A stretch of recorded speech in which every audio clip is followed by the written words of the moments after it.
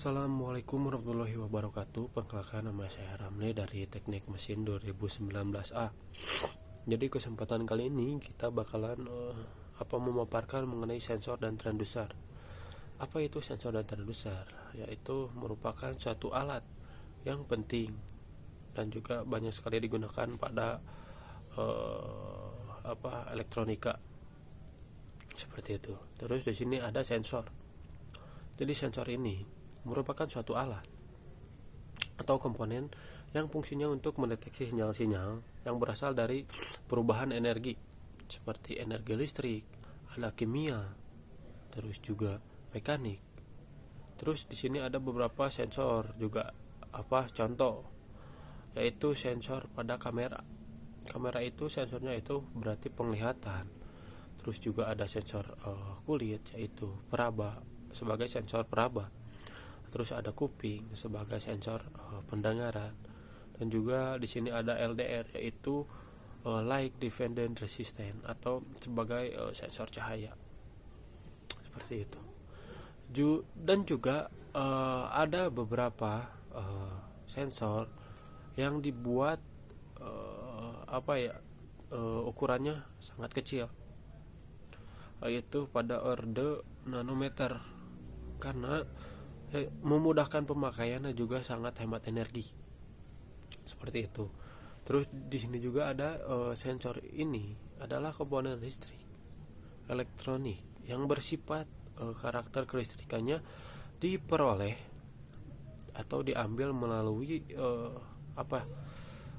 besaran listrik seperti arus listrik, terus juga tegangan listrik. Adapun diperoleh dari yang bukan besaran listrik seperti gaya, terus juga ada tekanan mekanis, terus juga ada suhu yang bersifat seperti besaran termis, terus juga mungkin ada besaran yang bersifat kimia, bahkan mungkin bersifat besaran optis seperti itu. Terus juga ada transducer.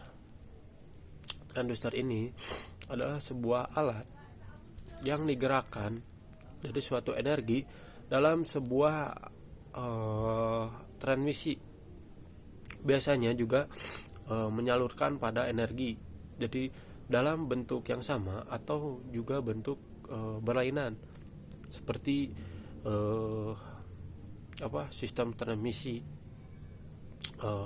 energi, dan juga ada yang berupa listrik, mekanik, kimia, optik atau radiasi, dan juga ada thermal, panas seperti itu. Itu transducer. Jadi transducer juga ini dapat pula didefinisikan sebagai suatu peranti yang mengubah suatu energi ke energi lainnya. Jadi ada metode energi, transducer, dan sensor. Di sini dibagi menjadi dua atau diklasifikasikan menjadi dua jenis. Beberapa transducer ada dua dan juga sensor ada dua. Yang pertama ada transducer. Jadi transducer ini juga ada jenis pembangkit listrik. Jadi yaitu self generating type. Adapun transducer yang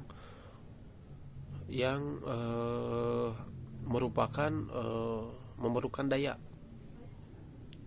Jadi pada transducer yang pertama, yaitu jenis pembangkit sendiri, dapat menghasilkan dari tegangan atau arus analog. Jadi tegangan arus analog ini dirangsang dengan suatu bentuk bisnis energi. Jadi transducer jenis ini juga memerlukan daya dari luar untuk mendapatkan arus dan juga tegangan seperti itu. Adapun contohnya seperti thermocouple. Jadi dan juga ada photovoltaik seperti itu. Adapun yang kedua yaitu transducer yang memerlukan daya. Biasanya mendapatkan tegangan arus keluaran dari disebut transducer pasif. Jadi beberapa contohnya yaitu ada transistor, RTD dan juga LVDT seperti itu. Jadi dua sensor ini juga dapat dibedakan dengan jenis aktivasi sensor yang didasarkan atas konsep sinyal dan juga dilakukan dengan besaran seperti sinyal bukaan listrik seperti itu. Dan juga ada yang selanjutnya yaitu sensor. Sensor pun di sini ada dua. Yang pertama ada sensor aktif, terus juga ada sensor pasif seperti itu. Jadi sensor aktif ini adalah sensor yang memerlukan bantuan dari sumber yang mengkonversi dari suatu bukaan listrik ke besaran listrik. Itu. Terus ada selanjutnya yaitu sensor pasif atau pasif sensor. Jadi pasif sensor ini tidak memerlukan bantuan sumber energi atau mengkonveksi pada sifat-sifat atau kimia besaran listrik. Seperti itu. Jadi ada dua fungsi dari sensor dan juga transducer.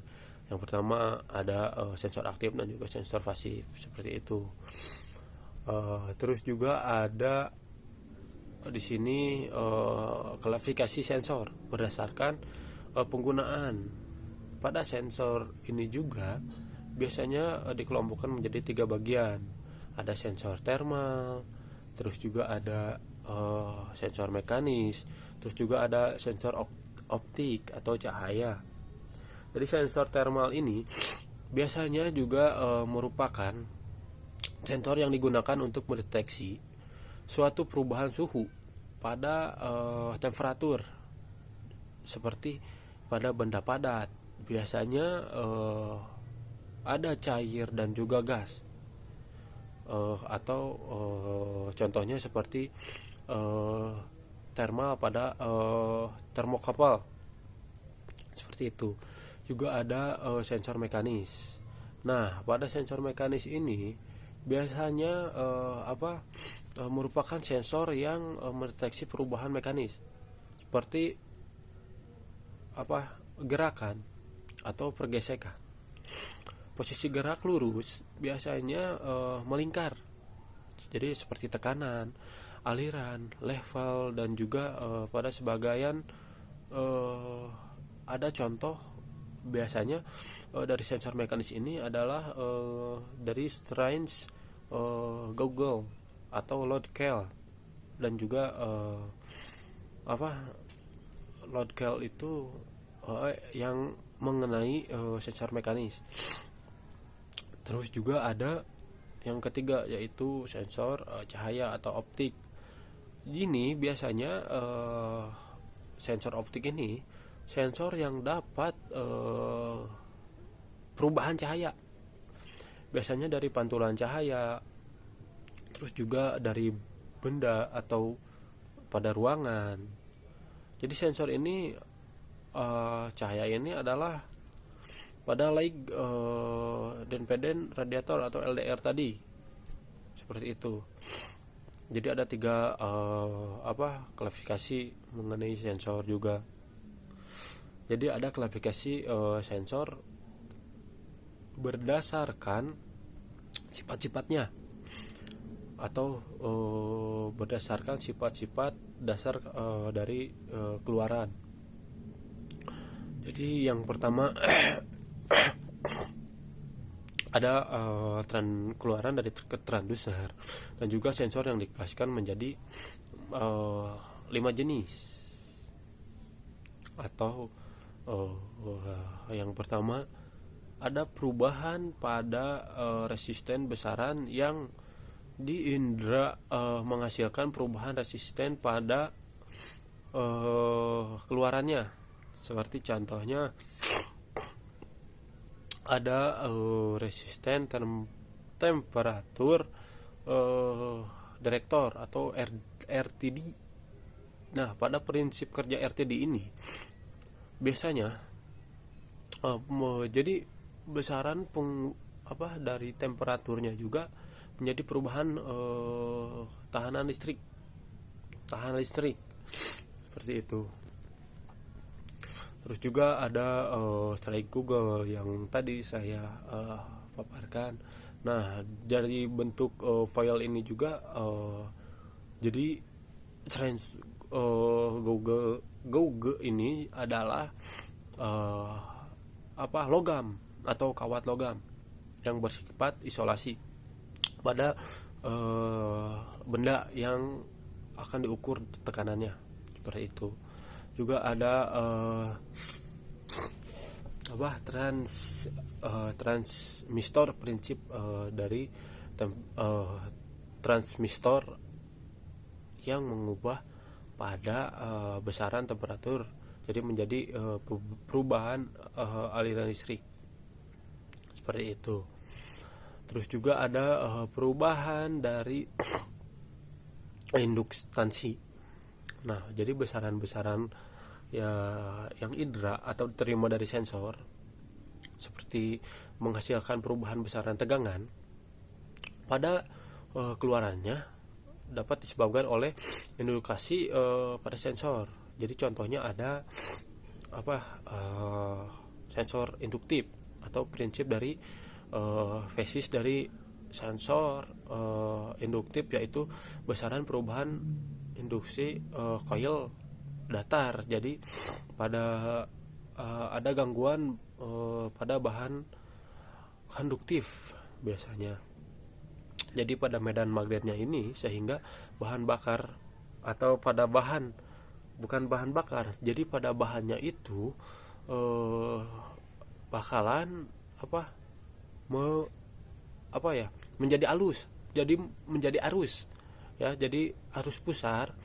Jadi yang dapat dikenal biasanya menjadi atau dikenal namanya yaitu eddy current atau pada sensor induktif seperti itu. Jadi sensor induktif ini juga dikumpulkan dari kumparan kawat. Biasanya kawatnya kawat halus, jadi dalam bentuk melingkar yang bakalan tersusun secara mendatar. Mungkin pada pemaparan atau pada pemaparan kali ini dicukupkan mengenai sensor dan transducer. Mohon maaf bila ada kekurangan kata-kata dan juga sedikit lemas gini ya, atau ada seraknya karena kurang enak badan ya. Mohon maaf. Terima kasih. Wassalamualaikum warahmatullahi wabarakatuh.